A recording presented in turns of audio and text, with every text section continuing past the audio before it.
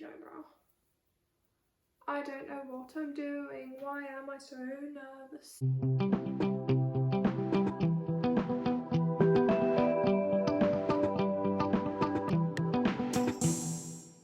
Hello everyone and welcome back to my channel. If you don't know who I don't know, I'm Chloe. If you're new here, then I make videos about books and reading. I usually do reading vlogs and that kind of stuff, wrap-ups, things like that. So if that's something that you think that you'd be interested in, then it'd be very lovely if you'd consider subscribing if you haven't already. It always makes me very happy. Every single time I get a new subscriber, it makes me very happy.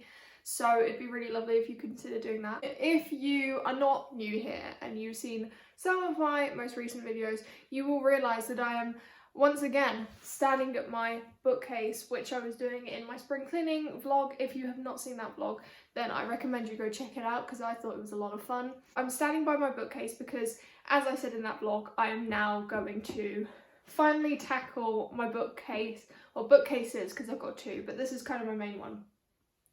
And basically I moved into this apartment like 3 or 4 months ago, and like when I moved in, I kind of just threw all my books on my shelves and I didn't really think about them, and they're just not very aesthetic and they're just very messy, and I need to finally sort it out. So that's what I'm doing today. I'm hoping I'm going to get it done today, but I am terrible because I sort of have an urge to rearrange something and then I kind of just leave it halfway done. So let's hope that doesn't happen. So basically this is a Billy bookcase from IKEA. There's people walking outside the window. Hurry up.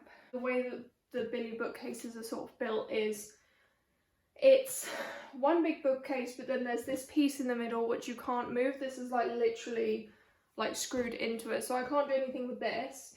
And it comes with 6 shelves to begin with, and I decided when I moved that I would put in an extra shelf to make it 4 shelves on the top and 3 shelves on the bottom, so 7 shelves in total. But now I'm thinking that I'm going to remove one of them, and I think it will just make it look a little less cluttered, because right now like there's not even enough space for me to stick my finger up above the books. So I want to give the books a bit more space to breathe. So I think that's what I'm going to do. But the first thing, see, I have not planned any of this. The only thing that I know that I need to do is literally just take all of the books and all of the stuff off of these shelves. So it's going to be a bit boring to begin with, but I'm going to do that. I think I'm going to give you a bit of a pan down of this bookcase. Let's see what is on my shelf. So at the top I've got my ukulele, and I've also got a picture which my parents attempted to hang when I moved in. It didn't work out. Now it's just sitting on the top of my shelves. And on the first shelf I've got my classics, because let's be real, I don't want to look at them. And I've got other stuff, electronics, other books, random. Next shelf is just the biggest mishmash you've ever seen of random genres, random books, and it is very similar. Continuing on to the next shelf, there's a bit more of a separation between thriller and other, but the other category is still very much a mishmash of loads of different stuff. The next shelf is the only shelf that's properly organised, and that is because it's my Stephen King shelf. Did you expect anything else of me? No, you didn't. And underneath my Stephen King shelf, once again, we've got just the most random books all put together, and then I've got literally just random crap underneath that, so that needs to be moved. And at the very bottom, my medical textbooks to make me look like a good student. I'm going to start off by sort of taking all my books off my shelf. I don't think I'm going to record just because it's boring. I will come back to you once I've done that, and then we'll sort of talk about what I'm going to do with like how I'm going to categorize them and stuff like that, because I'm still trying to figure it out, but like I obviously will at some point, and then I will talk to you about that. I don't know what I'm doing. Oh. If you're a little bit confused about what the hell is going on, don't worry, you're not the only one. I was also confused because I was basically just regretting my life decisions. Anyway, let's continue. Right, I have now got books surrounding me in my apartment, and I will figure out how to organise them at some point. I haven't tackled the other bookcase. I've still got a pile of books down at my feet, but I've already hit a wall because, as I said, I start things and then I don't finish them because I don't even know what it is. I can't explain it. Like, it's not that I'm bored, it's not that I'm tired. my brain says no, and then I don't want to continue doing it. But I thought that now would be a good time to answer a question. So I did ask for questions on my Instagram. If you're not following my Instagram, then I'd very much recommend that you do it, because I tend to post polls about which videos people want to see first. I ask if anyone has questions for me when I'm doing things like this, and just like in general, I feel like I use my Instagram to sort of gauge interaction, what people want out of my content and things like that. So definitely go and do that if that's something that you're interested in. I'm going to start off with the question from my very lovely friend Emily, who also has a channel, the Three Bears Book Cottage. I will link it down below, as well as like all of the channels for the people that I mentioned who have asked questions. So Emily asks, in typical Emily fashion, like this, honestly, this question would come from no one else. Well, I mean, it could, but like this is such an Emily thing and I absolutely love her for it. She asks what I'm grateful for, and that is, I mean, I'm grateful for someone actually asking what I'm grateful for, because I'm one of those people that tends to get caught up in the negative things and forgets that like there are so many things in this world that I should and am grateful for. It just takes a little bit of time for me to just like think, yes, I'm very much grateful for that. So it goes without saying that there's many things that I'm grateful for. I think the fact that I have this booktube channel, I don't even need to say the fact that I'm obviously very much grateful for books. I'm also just grateful for any kind of art or medium people can use in order to express themselves, because through other people expressing themselves through these kind of media, I then can sort of see myself in what they're saying, if that makes any sense. So music is also something I'm extremely grateful for, and I think a lot of people that know me would know that already. I am so grateful for my whole family, not just like my immediate family, like my whole family. I'm grateful for booktube, and I'm grateful for all of my friends who honestly, and some people may think this sounds sad, this is just my life. I find it difficult to make friends in real life, and like genuinely haven't had like an actual friend for the last 5 years, and that is something that came along with me moving countries, and I have now come to terms with that. It's not something that makes me upset.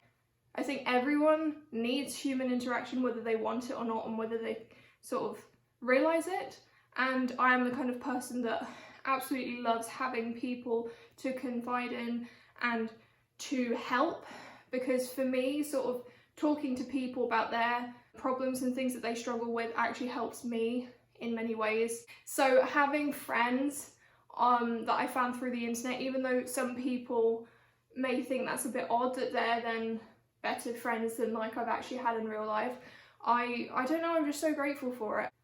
Like, I don't know what else to say about that. I'm just very grateful for all my friends on booktube, and you guys all know who you are, and I say thank you to each and every one of you, everyone who sort of like messages me without having necessarily a reason to, because it's been a very long time since someone has done that for me. It makes me very happy and I'm very grateful for it, and I think I've taken a long time answering that question. I'm going to answer one more. So I've got a question from a very wonderful friend, Leah, who is asking about my surname Hamzy, and the fact that obviously it's not a Western name. I think anyone can sort of notice that. Leah was asking whether there was someone or like people in my family that aren't English or Danish. Hello, it's me again, voiceover Chloe. This slowpoke on the screen is taking forever, so I thought that I would quickly just explain it myself right now. Basically, my granddad's Lebanese. He had a different name before, which was very similar to my name right now, and then they messed it up when my dad, who was born in Beirut, moved with my granddad, who funnily enough is his dad. They moved to the UK, they did some paperwork to make my dad an English citizen, a British citizen, whatever the hell it's called. And they messed up the name, and now we're Hamzy, and I don't know the ins and outs of it, but basically I could either have a really unique name or it could just mean absolutely nothing. So, like, I like my name, but that's the story. Long story short, my granddad is from Lebanon, that's why my name is Hamzy, and we're gonna shut up now. I'm gonna continue trying to sort this out. I don't think I'm gonna record just because there's already a lot of footage and I don't know what I'm doing right now. I still need to sort out the bottom shelves, but I think I'm gonna start off by removing these shelves and dusting them down a bit, and then sort of figuring out where I'm going. Hello, hello, hello, hello, hello. I don't know what I'm doing. After I finished recording the last clip, I had a look around the room and I tried to figure out what I was gonna do, and is there anyone else out there, I don't know what I'm saying. Is there anyone else that when they try and do any kind of reorganisation gets through the first step and then just gets so overwhelmed and they're like, I don't know what I'm doing, like I don't have a freaking clue what I'm doing. I was sitting on the floor in the middle of my apartment, I was just like, I don't know what I'm doing. So I sort of just, the thing is I was thinking maybe of taking it sort of like shelf by shelf starting from the beginning, so that's kind of what I did. So you can sort of see up here that I've got some books, but I'm going to change this, I think. And I'm basically trying to go off of which books do I want to have more prominent in my videos, but also which ones do I want to look at when I'm looking at my shelves. And so in my videos, the two shelves that are sort of most prominent is this one and the one below it. When I'm looking at my shelves, it's this one and this one. So I kind of started with them, thinking, what do I want? Oh look, I'm giving you guys a little guide. If you're stuck on how to reorganize your bookshelves, here's some tips. No, I'm just kidding, I'm actually terrible at this. I thought I would start off by thinking of which books do I want to see the most. And obviously Stephen King is probably my favourite author. So, and like regardless whether he is my favourite author or not, I've got so many Stephen King books, and this is kind of the collection that I'm most proud of just because there's so many of them. So I wanted these ones to be on display.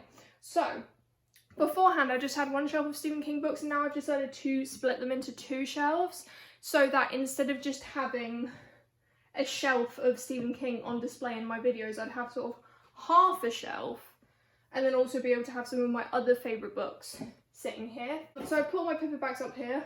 I quite like this little setup, and then down here I decided to put all my hardbacks, which are like some of the only hardbacks that I own at all, because like I don't buy a lot of hardbacks because they're so expensive. So I'm very happy to have these, and I've got sort of 3 here which are like the more original editions, I think. And I decided to put Pet Cemetery out because it's cool. And then obviously I've got my other hardbacks on either side, and then I've got these tiny little paperbacks here, which I'm still not sure if I'm going to leave them there, but the plan is then to fill out the rest of the shelves. This is probably going to have my sort of very short horror collection. I wish that I had more horror books, which I'm definitely working on, but like my horror is probably going to be here. My thrillers are going to be somewhere around here. So that is what I'm working on. I'm going to answer another couple of questions, I think. Okay, so I'm going to answer a question that I got from my friend Hallie, and she asked me what is my dream job, and I've got 2 answers to this. I've got like a dream job, like it would never happen, but that is what I would really want to do if I could do anything. And then I've got a realistic dream job, one which is within the realm that I'm currently sort of working in or studying and just seems more feasible. Honestly, my dream job would be to work in the entertainment industry, mainly in music, like to be a musician, to be a singer, to be a songwriter, that kind of thing, or to be an actress of some kind. In the past, like I've really loved the idea of working in musical theatre, but I'm a very realistic person and my brain just could not let me pursue that. Like, I know that people say sort of follow your heart and blah blah blah, but also in this world you sort of do have to follow your head, so that's kind of what I did. I came to a fork in the road where it's kind of like you can decide between choosing what you really like in a dream world would want to do and what you sort of have equal passion for but is more realistic and probably a little bit easier in certain senses of the word. And I went for that one. For me, stability is the most important thing. Financially, emotionally, everything, stability in every sense of the word is the most important. And I don't think I need to explain it. I think everyone knows that music is really difficult to get into. And just realistically thinking of who I am, my personality, the way I look, the fact that like, as much as I love music and I think I have a passion for it and like I think I am in certain ways musically inclined, I'm not at the level that would get you into the business without having other factors in play. I think there's very few people that get into music purely on talent, and I don't fill the other criteria, and I'm not talented enough to get in without the other criteria. So for me, it was just a case of like, go with something. Anyway, this isn't long. I don't need to tell you the whole story, tell you my whole bloody life story. Within what I'm studying now, so I study medicine, and medicine has also been something that I've always been interested in. I never thought that I would be able to get into it, just because when I lived in the UK, I thought I was stupid. And then I moved to Denmark, and then I realised that I wasn't actually stupid, because people around me were more stupid than me. Sorry, apologies, I sound like a dick. But no, seriously, moving to Denmark made me realise that actually I had more potential within academic things, and I genuinely didn't think I was going to go to university when I lived in the UK, and then I moved to Denmark, and then I was like, actually I can go to university, both because like I realised my potential, but also because it's free and you get financial help, and I digress. And anyway, within medicine, I have many different things that I would like to sort of work with. At the moment, the things that I tell people is I'm very interested in forensic science, so forensic pathology, which, if you're unaware, forensic pathology is essentially just studying recently deceased bodies to find out their cause of death. And on the flip side, I'm also really interested in the female reproductive system, in like embryology, so like the growth of babies. So obstetrics and gynecology for me would be really interesting. So it's really funny because they're two different ends of the spectrum, because one of them is obviously to do with new life and the other side is to do with death, which I find very funny. I also just, regardless of what I end up doing, I want to be an advocate for people that do not get the healthcare that they deserve because of different things that they can't control. One sort of group of people that I would love to help is trans people, and just people who, you know, don't fit inside a gender binary, or, you know, just that kind of thing, that kind of area of helping people, you know, get the healthcare that they deserve. So whether that means that I would, because I know that in order to sort of, a lot of people that work with, like directly work with trans patients are sort of plastic surgeons that work in confirmation surgery, like gender confirmation surgery, and that's like really interesting to me, so that would be something I'd be interested in. But I also, on the other side, have always told myself I would never be a plastic surgeon, so we'll just see where that goes. But anyway, that was the answer to the question, and I think I'm gonna carry on because oh my god, I'm gonna hate myself when I have to edit this. I'm back. Hopefully at a better angle. I realised looking back at the last clip that the camera was like up here, and it just made me look really short, and I'm not a short person, and I don't like looking at myself and thinking that I look short, so that's completely irrelevant.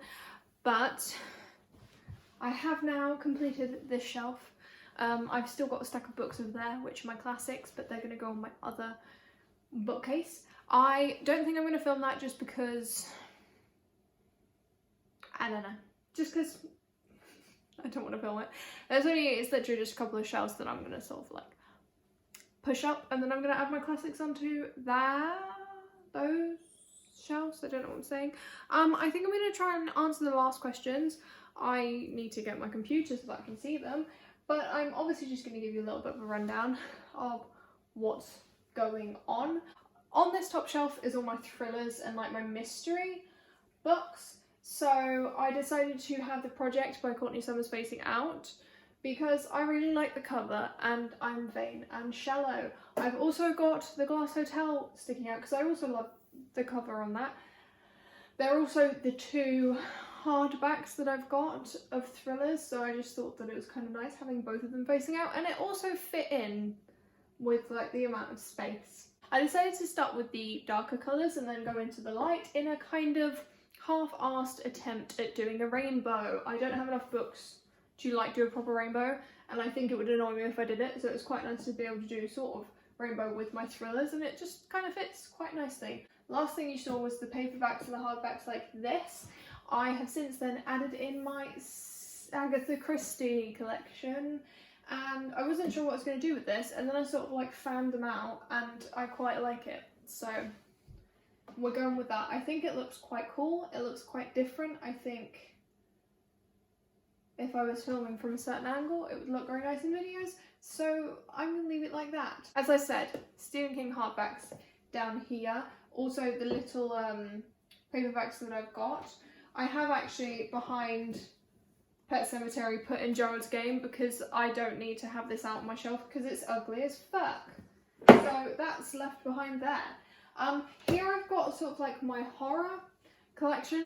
It's missing one book, which is my best friend's Exorcism, but I sort of put it in there to make sure there was space, so that's going to slip in there. So this is mainly horror, or what I classify as horror, and then I've also added Battle Royale and Tender as the Flesh because they are my two sort of like adult dystopian books, or like dystopian books that aren't like the typical YA dystopia like trilogies. And I also thought that with the themes being quite gory and violent, that they would go quite nice with my horror books. Down here is where it just really gets messy.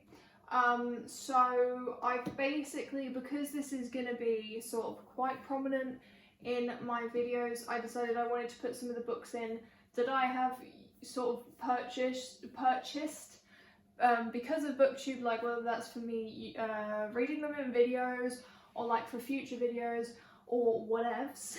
So I've got them here. Over here we've got more contemporary stuff, and I've kind of put All Boys Aren't Blue in the contemporary category because despite the fact that it's non-fiction, it's like it feels very contemporary in the way it's written. Then I've of course got A Little Life Facing Outwards, not like the most beautiful cover in the world, but a beautiful book, so I wanted to have that facing out. Some more literary fiction here. Then I've got my two non-fiction true crime books, so I wanted them there. I'm going to be doing videos hopefully for them very soon. And then I've got City of Ghosts, and right next to it I've got my little book of Scottish murders, which I thought was very fitting. And then I decided to put Akatar and Akamath like this, obviously leaving space because at some point I'm going to have Akawar in there as well. And then over here we've got Jade City, which I'm currently buddy reading, and the 5th season, which I'm very excited for. I don't know if I'm going to film a video for this, but I definitely bought this because of BookTube. This is a bit of like a random book because, oh my god, they're all by the same publishers. How did I not notice that? Well, Chloe is surprised. I read this like a year or two ago. I really enjoyed it, so I just kind of left it there. Okay, now I'm sitting on the floor. On this shelf, I have, once again, it's a mixture of things.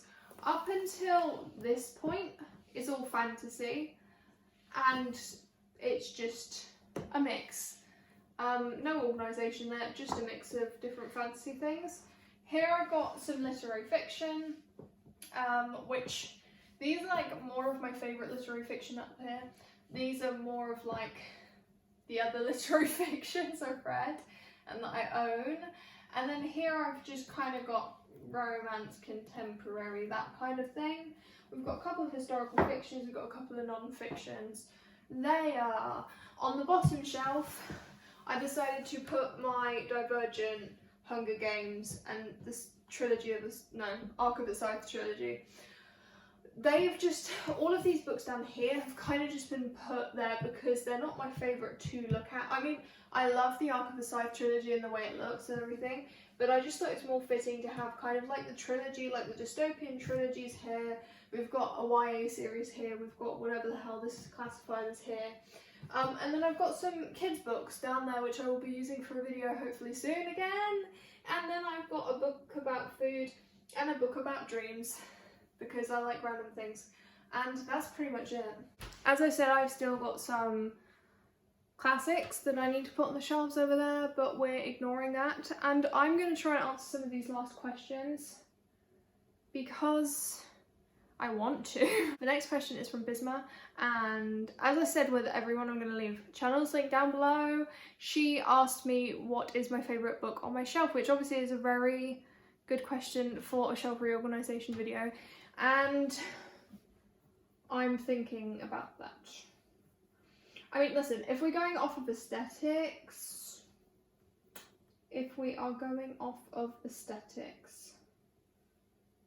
I can't answer that. I don't know. Do you know what? It's not on this case. It's not on this book case, but it's on the other one, so it counts. This is probably my favourite right now because I've only just sort of got it. My dad bought it for me and I'm very grateful for that. It is Alice in Wonderland and it's illustrated by Camille Rose Garcia.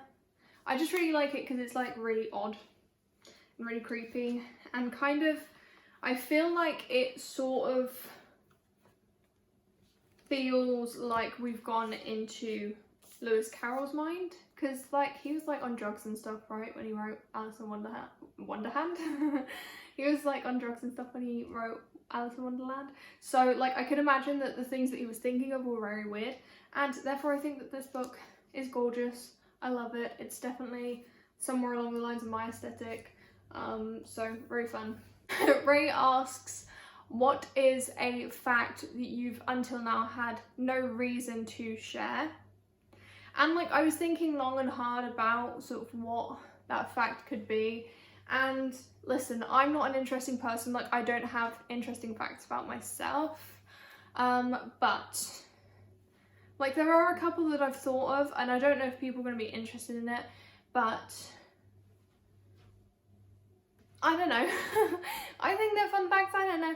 Basically, I guess one fact is that, as people may know if they follow my Instagram, where I post covers, that I'm a massive fan of music, and there was a point in my life, as I sort of mentioned before, there was a point in my life where I wanted to be a musician, and in an attempt to, you know, study music for a long time, there's this place called the Brit School, right?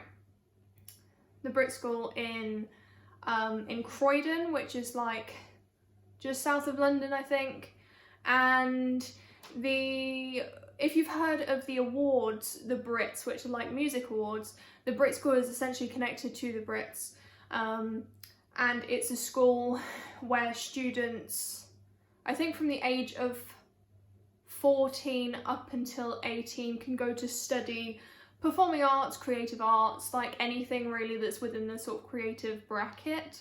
And I applied there to study music and I didn't get in, but I did get on a waiting list, so like technically they wanted me to go there. I feel like it's kind of a stupid bragging thing because it's like, oh my god, I nearly got into the Brit School but I didn't. So I wanted to throw that out. It's an interesting fact that like my life could have gone a completely different route than what it is now. A fact that's maybe a little bit more fun and a little less braggy is, not even that it's bragging if I didn't get it, I don't know what I'm saying. So when I was young, when I was a little child, a toddler, as many people, like I guess everyone, I couldn't speak properly, obviously, because you can't speak properly when you're that young, and I used to create words in order to like convey what I meant. So like just random things, and like I don't remember any of them except from 2, and like my parents remember it and I remember it, and it's just quite funny. When I was younger and I couldn't say sandwich and I couldn't say motorbike, instead of saying sandwich, I would call a sandwich a massey, which doesn't, I don't know where that came from. I used to call sandwich a massey. I also used to call motorbikes a sugar mugger, which just I think is a really funny word, and like if that's not in the dictionary, like I think someone should put sugar mugger in the dictionary and come up with a random definition, because it's just a fun word to say. Say it. Sugar mugger. Yeah, it's very funny. Ray also asks if I remember what was my favourite book as a child, or like what was like my first favourite book. And honestly, I can't remember, but I think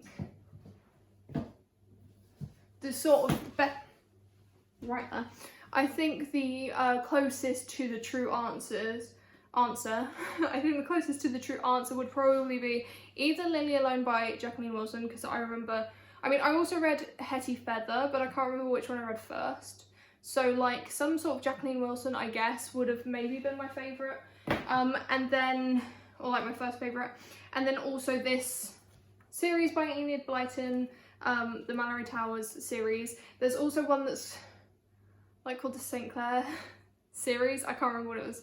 But basically, like, these books were my favourites when I was younger as well. Mo asks if I have a favourite reading spot. I don't really have a favourite because, like, I get sort of a bit bored sitting in the same area, so I tend to go around. Like sometimes I sit only in my reading chair, sometimes I only sit on my bed. There's not many places to sit here. Recently I've enjoyed sitting outside. When I go to like where my front door is for my apartment, there's like a little open outside area with a table and two chairs that I've got out there that's just mine. So sometimes I like to sit out there in the morning. It's quite nice to just sit there and have a coffee and read a book. So that would probably be my answer. And then Mo also asked what's my favourite book to movie adaptation. And I think that my answer would probably always be The Devil All the Time, or like for now, out of the ones that I've read, probably The Devil All the Time, just because I think it was the one that sort of felt like it really conveyed the message of the book through the movie. And also just like, it was like a stellar cast. I'm not gonna lie, when I found out about all the people that were gonna be in that film, bloody hell, like I was like, I need to watch this. I remember I went and like found the book, like I was searching everywhere because I think it'd gone out of print at that point and they were only just bringing it back in, so I couldn't physically like buy myself a copy. So I went to the library because I was in the UK at the time, went to the library and managed to get one sent to the local library, and I read that and I need to get my hands on my own copy because I love that book so much. I just think it was so good and I need to reread it again. Like it wasn't even that long ago that I read it because I read it just before the film came out, and then I watched the film and I just thought it really just did everything that needed to be done in an adaptation. Then I got a question from Kim. I wrote Flower Filled Reads. She asked me what's a book that stuck with you for a very long time after you read it, and I think I'm gonna have to be very basic and go with A Little Life by Hanya Yanagihara. Like I think that anyone that's read this would say that this has stuck with them, whether it's for a good reason or for a bad reason. Like it really does stick with you. I think about Jude and Willem, and mainly those two, but also like Harold. Harold's so nice. I think about these characters like a lot of the time. Whenever I hear someone is reading this, I'm like, oh my god, I wish I could reread it. And no, I wish I could read it for the first time again. Like this is probably the book that I'd want to like experience for the first time again if I could. It's so well written. It's, you know, there's so much stuff that happens in it, and yet like I don't know, it's very divisive. Some people think that it's just a lot of trauma, and like there is a lot of trauma in it, but some other people think that yes, there's trauma in it, but there's also quite a bit of hope, I guess. And I think it's just very much a book that is all about the characters, and it's all about the things that people go through and how it affects them and how it affects the rest of their lives. And I think that if you can, there are so many trigger warnings, I'm not even going to mention it, but like if you think that you can deal with this without being triggered by something, then you should definitely read it. But I also think that even if you're not someone that necessarily gets triggered, there is a lot of emotional, like you have to have a certain emotional capability to be able to read this, I think. And I'm not a hyper empathetic person, so I could read this quite easily in comparison to some people. I didn't cry, but I think I was expecting more, or I was expecting it to hit me more than it did, so therefore like I didn't have a shocked crying reaction to it. I need to reread this. Like as I said, it's stuck with me for so long. I've just really want to reread it, and I want to like dive into the characters and sort of try and understand them a bit more, because there are some really amazingly written characters. I'm tired.